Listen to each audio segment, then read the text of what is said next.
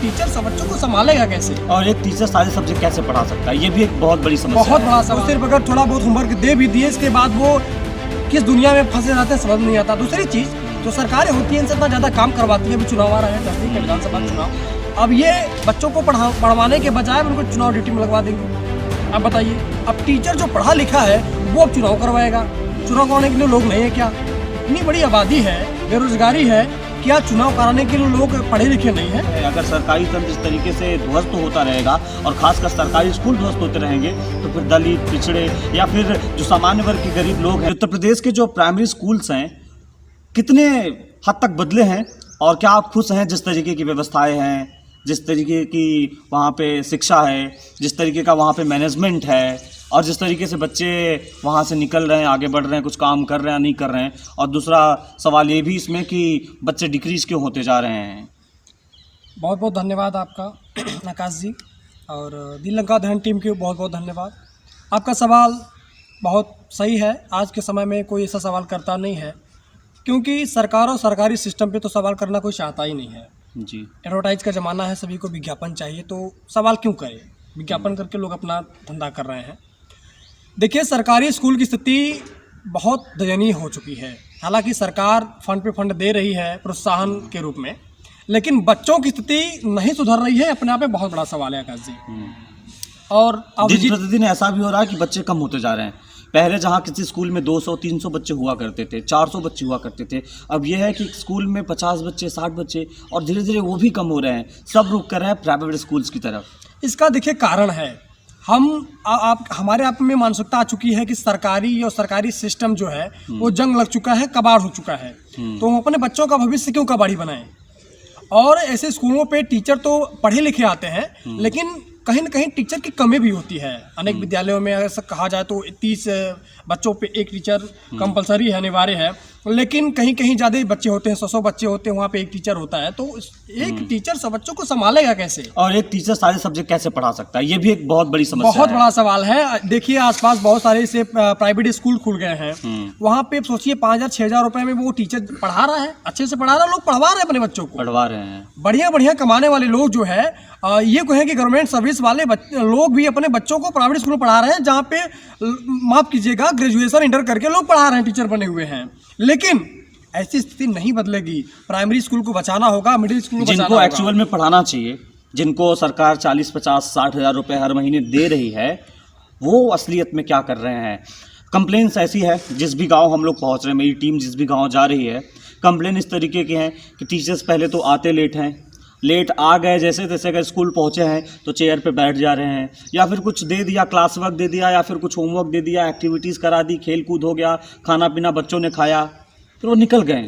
एक गवारियत परोस रहे हैं हमारे प्राइमरी स्कूल में। गवारियत, एक ऐसी गवारियत जो उनके भविष्य को सुदृढ़ नहीं बना सकती है, या उन्हें इंजीनियर, डॉक्टर या कुछ बड़े जगहों पे उन्हें हम बड़े रूप में उन्हें हम तब्दील नहीं कर सकते हैं। तो कहीं ना कहीं एक चिंताजनक विषय है। अगर सरकारी तंत्र इस तरीके से ध्वस्त होता रहेगा और खासकर सरकारी स्कूल ध्वस्त होते रहेंगे तो फिर दलित, पिछड़े या फिर जो सामान्य वर्ग के गरीब लोग हैं वो कैसे आगे आ सकते हैं और किस तरीके से अपने बच्चों को आगे पढ़ा सकते हैं? देखिए आकाश जी, सबसे बड़ी बात तो यह है कि उदासीनता, चाहे सरकार हो, चाहे सरकारी सिस्टम में काम करने वाले लोग हों या जनता हो, सभी लोग एकदम उदासीनता की उस घनघोर बवंडर में फंसे हुए हैं जो निकलना ही नहीं चाहते हैं। सबसे बड़ी समस्या तो ये है, जो टीचर आते हैं वो सिर्फ अगर थोड़ा बहुत होमवर्क दे भी दिए, इसके बाद वो किस दुनिया में फंसे रहते हैं समझ नहीं आता। दूसरी चीज़, जो सरकारें होती हैं इनसे इतना ज़्यादा काम करवाती हैं। अभी चुनाव आ रहा है, नज़दीक है विधानसभा चुनाव। अब ये बच्चों को पढ़वाने के बजाय उनको चुनाव ड्यूटी में लगवा देंगी। अब बताइए, अब टीचर जो पढ़ा लिखा है वो अब चुनाव करवाएगा। चुनाव कराने के लिए लोग नहीं है क्या? इतनी बड़ी आबादी है, बेरोजगारी है, क्या चुनाव कराने के लिए लोग पढ़े लिखे नहीं हैं? सिर्फ टीचर ही चुनाव करवाएगा? बच्चों का भविष्य दांव पे लगा बर्बाद के कर रहे हैं भाई साहब, बच्चों का भविष्य दांव पे लगा के टीचरों से ये चुनाव करवाएंगे। यही समस्या है। आप किसी टीचर से बात कर लीजिए जो सरकारी है, वो बताएगा कि हमारे ऊपर इतना दबाव है, ऐसा दबाव, वैसा दबाव है, और सच्चाई यही है। ये मेंटेन करना ये है, सिस्टम वो फाइल बदलना मेंटेन होगा, करना है। ये सिस्टम बदलना होगा। जो काम जिसको मिला है वो वही काम करे। अगर शिक्षा का काम मिला है उसे, तो वो वही काम करे। उससे ऐसा नहीं है चुनाव करवाएं, बीएलओ बना दे, जाके घर घर मतगणना करे। ये कौन सी बात है भाई? जनगणना करने टीचर है क्या? वो पढ़ाने के लिए है, पढ़ाएगा। आप उससे काम करवाइए, पढ़वाइए। नहीं करता फिर एक्शन लीजिए, लेकिन ऐसा नहीं करते हैं। ये सरकारी सिस्टम बहुत बहुत गड़बड़ी है, और उसके साथ साथ जनता जनता देखिए होता क्या, वो निर्भर हो चुकी है कि चलिए जो निर्णय आएगा, सरकारें हमारे समाज के, हमारे क्षेत्र के नेता हैं जो निर्णय लेंगे सही होगा, ऐसा होता नहीं हो गलत। तकरीबन 90% जनता तो शिफ्ट हो चुकी है प्राइवेट स्कूल्स की तरफ। उन्हें सरकारी स्कूलों से कोई लेना देना है नहीं। वो क्या पढ़ाई हो रही है, क्या खाना मिल रहा है, स्कूल चल रहा है या नहीं चल रहा है, मतलब जो उनकी एक आम आदमी की एक जो नैतिक जिम्मेदारी है, सब लोग उससे बिफर गए हैं। कोई जिम्मेदारी उठाने के लिए तैयार नहीं है, कोई इस पर बात भी नहीं करना चाहता है। देखिए आकाश जी, हम लोग उत्तर प्रदेश में हैं। उत्तर प्रदेश में गरीबी चरम पे आपको पता ही है। 22-24 करोड़ की आबादी है, जहाँ पे 5 से 7 करोड़ गरीबी रेखा के नीचे लोग जीवन यापन कर रहे हैं। इतनी बड़ी गरीबी है, तो ऐसा नहीं है कि सभी लोग प्राइवेट स्कूलों में जा रहे हैं। आज भी एक गरीबी का बहुत बड़ा तबका है जो इसी विद्यालय पे और सरकारी सिस्टम पर निर्भर है। अगर हम इन्हें नहीं बचा पाएंगे, लेकिन बदल कुछ नहीं रहा उनकी जिंदगी में, नहीं बदलाव हो रहा है ना, यही तो सिस्टम है। उदासीनता है, हर एक अनुशासनहीनता भी है। बिल्कुल बिल्कुल, ये हर एक सेक्टर में ऐसा देखने को मिल रहा है। और जब सबसे ज्यादा प्रभावित जो है हमारा विद्यालय क्षेत्र रहा, शिक्षा का क्षेत्र रहा है। और जब हम लोग शिक्षित ही नहीं हो पाएंगे, हमारा बेस ही कमजोर हो जाएगा, तो हम लोग आप कर क्या सकते हैं? शिक्षा का प्रारूप बदलना बहुत जरूरी है, खासकर उत्तर प्रदेश में। कोई भी सरकार आए, सरकार जाए, ये जस का तस बना हुआ है। हमें जो पहला काम करना है, जैसे अरविंद केजरीवाल दिल्ली के मुख्यमंत्री बनते हैं, उनके आप कामों से इत्तेफाक करिए या फिर नाराज़ हो जाइए या सहमति जताइए, उनके सारे काम एक तरफ, स्कूल्स के लिए उन्होंने जो किया है, खासकर गवर्नमेंट स्कूल्स के लिए वहाँ पे, वो एक तरफ, उनका एक काम सारे कामों में भारी है। तो शिक्षा ही शिक्षा कहते हैं, डॉक्टर APJ अब्दुल कलाम जी कहते थे कि शिक्षा वो शेरनी का दूध है, जो भी पिएगा वो दहाड़ेगा। तो देश या राष्ट्र तभी दहाड़ सकता है जब वहाँ का बच्चा शिक्षित हो, और बच्चा तभी शिक्षित होगा जब प्राइमरी स्कूल की चीज़ें मेंटेन हो, ठीक तरीके से सुचारू रूप से प्राइमरी स्कूल को चलाया जा सके। तो कहीं ना कहीं गांव वालों की भी जिम्मेदारी, हर गांव में लगभग एक प्राइमरी स्कूल है, तो कहीं ना कहीं ये गांव वालों की भी नैतिक जिम्मेदारी है कि स्कूल कैसे चल रहा है। खासकर ग्राम प्रधान, जिसके ऊपर गाँव की जिम्मेदारी होती है, जैसे स्कूल में जाना होता है। जैसे सरकार ने भेज दिया है कि भैया चलो 5,000 आपको प्राइमरी स्कूल के लिए खर्च करना है, लेकिन क्या आपको हकीकत में लगता है 5,000 रुपये अगर भेजा गया तो 5,000 रुपये प्राइमरी स्कूल पे खर्च होगा? एक चीज़ कहें आकाश जी, ग्राम प्रधान की बात करिए आपने, ग्राम प्रधान तो बनते ही हैं कि नैया डुबाने के लिए।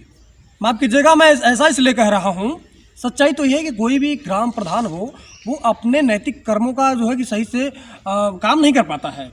चाहे वो कोई भी काम हो, वो विद्यालय पे तो फोकस करना ही नहीं चाहता, क्योंकि उससे कोई मतलब नहीं होता है। आज भी पैसे के दम पे ग्राम प्रधान बनते हैं भाई साहब। जब आप पैसे लेकर के ग्राम प्रधान बनाइएगा तो शिक्षा पे काम करेगा, वो स्वास्थ्य पे काम करेगा? असंभव।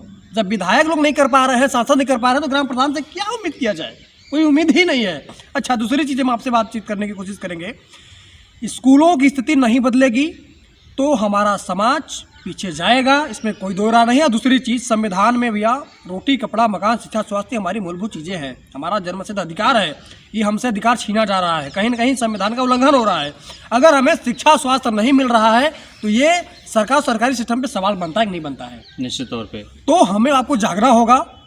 हम कहीं ना कहीं हम सबसे बड़े जिम्मेदार हैं बिल्कुल इसके लिए। बिल्कुल बिल्कुल, हम आप जिम्मेदार हैं, वो हमें आपको जागना होगा। हमें एक पहल करनी होगी एक नए सिरे से, और हमें सवाल जवाब करना होगा, चाहे प्रधानाध्यापक हो, चाहे प्रधान हो, चाहे कोई भी हो, लेकिन हमें शिक्षा और स्वास्थ्य पे देखिए फोकस करना होगा और डट के लड़ाई करनी होगी। ये जातिवाद की, अब राजनीतिक दल छोड़िए ना, ये जातिवाद की लड़ाई लड़ रही है, इसमें कहीं शिक्षा का बात हो रहा है, कहीं स्वास्थ्य का बात हो रहा है, शिक्षा की बात नहीं कर रहा है, कहीं सड़क की बात हो रही है। अटल बिहारी वाजपेयी जी जब प्रधानमंत्री थे तो उन्होंने एक अभियान चलाया था, सर्व शिक्षा अभियान, सब पढ़े सब बढ़े। टेलीविजन पे उस वक्त एक एडवर्टाइजमेंट भी आता था, स्कूल चले हम करके।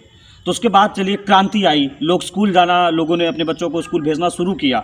अब स्कूल जा तो रहे हैं, स्कूल तक अटल बिहारी वाजपेयी का जो सपना था बच्चे स्कूल तक आए, स्कूल तक तो आ गए हैं। अब यहाँ से आगे कैसे बढ़ना है ये किसी को नहीं समझ में आ रहा है। ये मंत्री उस पर टिप्पणी कर देगा, वो विधायक उस पर टिप्पणी कर देगा, कहीं किसानों के साथ ये हो जा रहा है, उनको घूमने जाना है, वो बाहर निकल गए, सबका ज़िंदगी ठीक चल रहा है। लेकिन उत्तर प्रदेश के सरकारी स्कूलों की व्यवस्था बदलनी चाहिए। इसलिए बदलनी चाहिए क्योंकि अगर आप उत्तर प्रदेश की तकदीर और तस्वीर दोनों बदलना चाहते हैं तो यहाँ का हर एक बच्चा शिक्षित होना चाहिए, और वो तब तक शिक्षित नहीं हो सकता है जब तक प्राइमरी स्कूल मेंटेन ना हो। पर प्राइवेट स्कूल्स में भी जो लोग पढ़ा रहे हैं, 10th हैं, 12th हैं, ग्रेजुएट भी नहीं है क्या? अब वो चलिए ठीक है, वो आपको बुक का ज्ञान दे सकते हैं, बुकिश नॉलेज आपको दे सकते हैं, किताबी कीड़ा आपको बना सकते हैं, लेकिन जो एक अनुभव वाला ज्ञान है वो तो हमें उन्हीं टीचरों से मिलेगा जो ट्रेंड है या फिर जो ट्रेनिंग लेके आए हैं। तो इसके लिए बहुत जरूरी है कि व्यवस्थाएं बदलें। अभी जैसे मैं इसी स्कूल में बैठा हूँ, देखिए यहाँ की 4 दीवारें टूटी हुई है, तो क्या प्रधान को ये बजट में नहीं आया होगा? ये अधूरा ज्ञान कैंसर होता है, और आपने कहता भी है, little knowledge is dangerous thing, नीम हकीम खतरा है। बिल्कुल बिल्कुल बिल्कुल 100%। और आपने जो बात करी कि भाई जब शिक्षा पूरी तरह से नहीं मिलेगा तो समाज अधर में रह जाएगा। तो जो शिक्षित हैं उन्हें ज़्यादा से ज़्यादा विद्यालयों पे नियुक्त किया जाए और टाइमली उन्हें से वही काम करवाया जाए। अब सोचिए, ये आप इस विद्यालय पे है, मेरा विद्यालय है, मैंने यहाँ पे पढ़ा है। अच्छा, मैं आपको दिखाऊंगा थोड़ा सा निश्चित तौर पे आइए। और ये विद्यालय आपको सामने दिख रहा है। हाँ। मैंने यहाँ पे पढ़ा है। हाँ। इस ग्राउंड में मैंने खेला है, यहाँ पे पढ़ा है। मैंने जाना है कि नीचे बैठ के भी पढ़ा जाता है, लोग आगे बढ़ते हैं, ऐसा नहीं है। लेकिन हमें लड़ना होगा, हमें झगड़ना होगा, हमें सवाल जवाब करना होगा सभी से, और अपनी नैतिक जिम्मेदारी का निर्वहन करते हुए आप एक स्वतंत्र भारत में रह रहे हैं।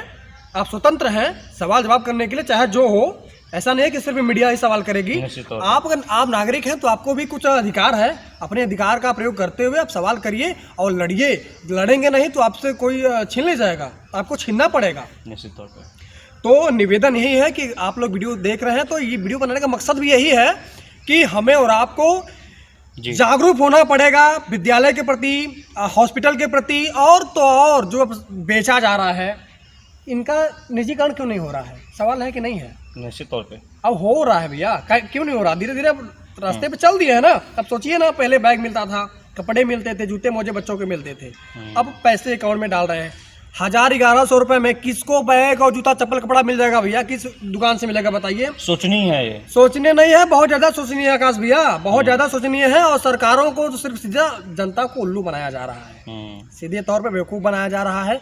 और हमारा चुनाव आ गया है, हम लोग हैं भी इसी लायक कहीं ना कहीं। हाँ बिल्कुल। अभी हम लोग जात देख के अपना वोट डाल के आ जाएंगे। हम आप बताइए शिक्षा स्वास्थ्य पे कब वोट किए हैं? हम तो ये देखते हैं, हम ब्राह्मण हैं, हम ठाकुर हैं, हम